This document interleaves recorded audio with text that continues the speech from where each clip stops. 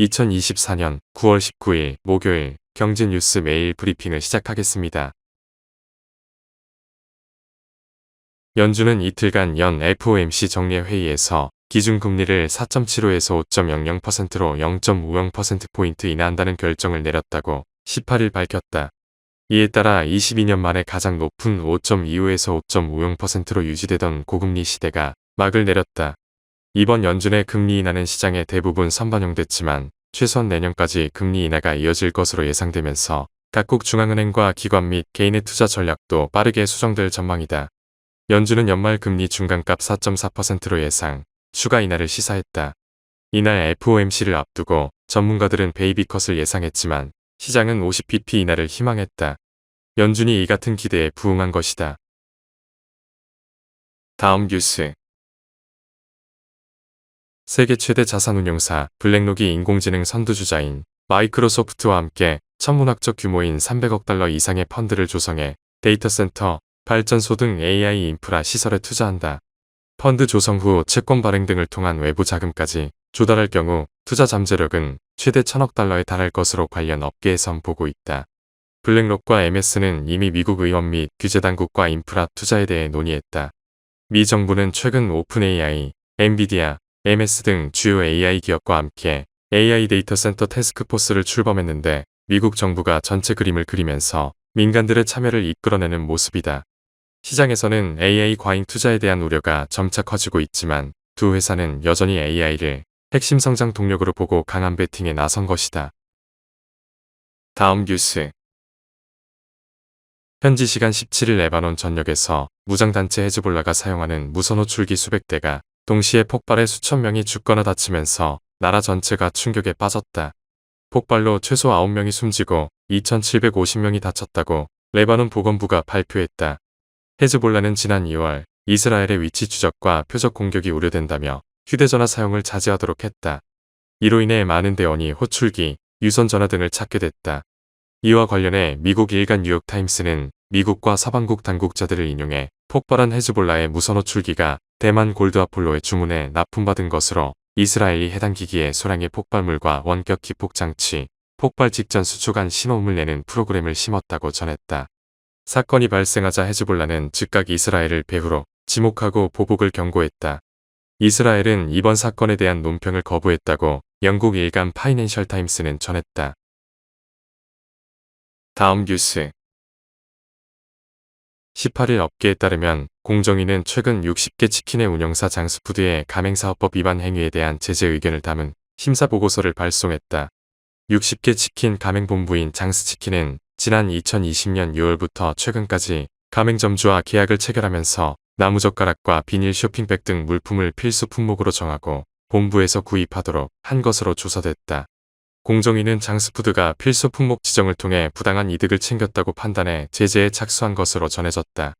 조만간 심의를 열고 제재 여부와 수위를 결정할 방침이다.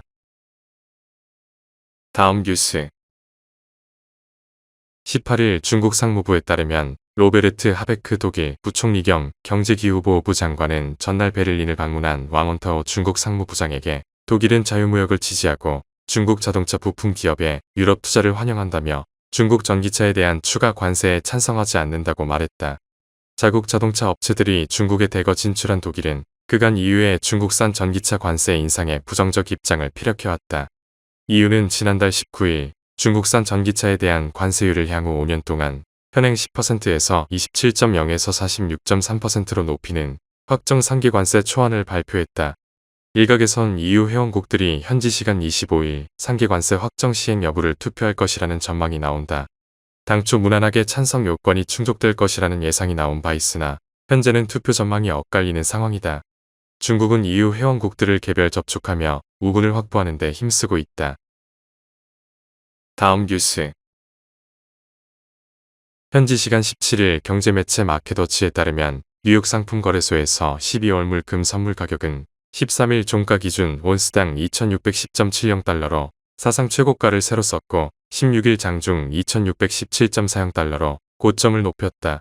거래가 가장 활발하는 선물 계약 기준으로 은값은 올해 들어 29.3% 올라 금값 상승률을 앞서고 있다.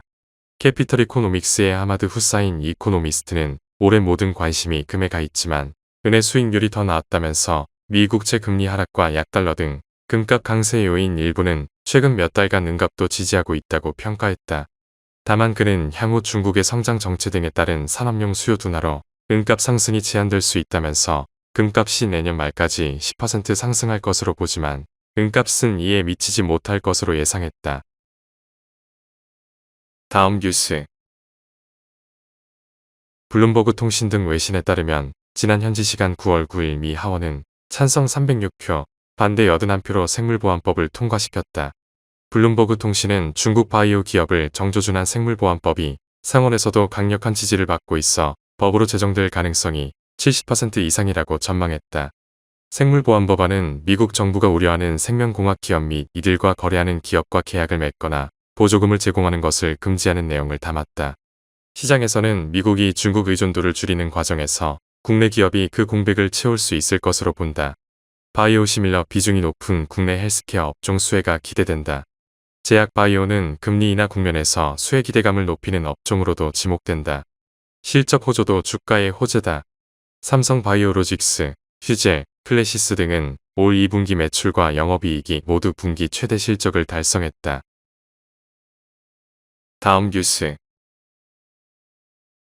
인스타그램의 10대 청소년 계정이 기본적으로 비공개로 전환되고 자신이 팔로우하거나 이미 마팔된 연결된 계정에서만 개인 메시지를 받고 태그를 지정할 수 있도록 제한된다. 이번 조치는 최근 소셜미디어에 청소년에 미치는 부정적인 영향에 대한 우려가 커지고 있는 상황에서 메타 측이 개인정보 보호 및 자녀 보호 기능을 강화한 대대적인 개편을 단행한 것이다. 인스타그램과 페이스북의 메타를 비롯해 틱톡의 바이트댄스, 유튜브의 구글 등은 이미 SNS의 중독성과 관련해 수백 건의 소송에 직면해 있다. 이들 SNS가 기능을 의도적으로 설계해 청소년에게 중독성을 강화하고 있다는 지적이 잇따라 제기됐다. 한국에서는 해당 기능 제한이 내년부터 적용될 전망이다. 다음 뉴스.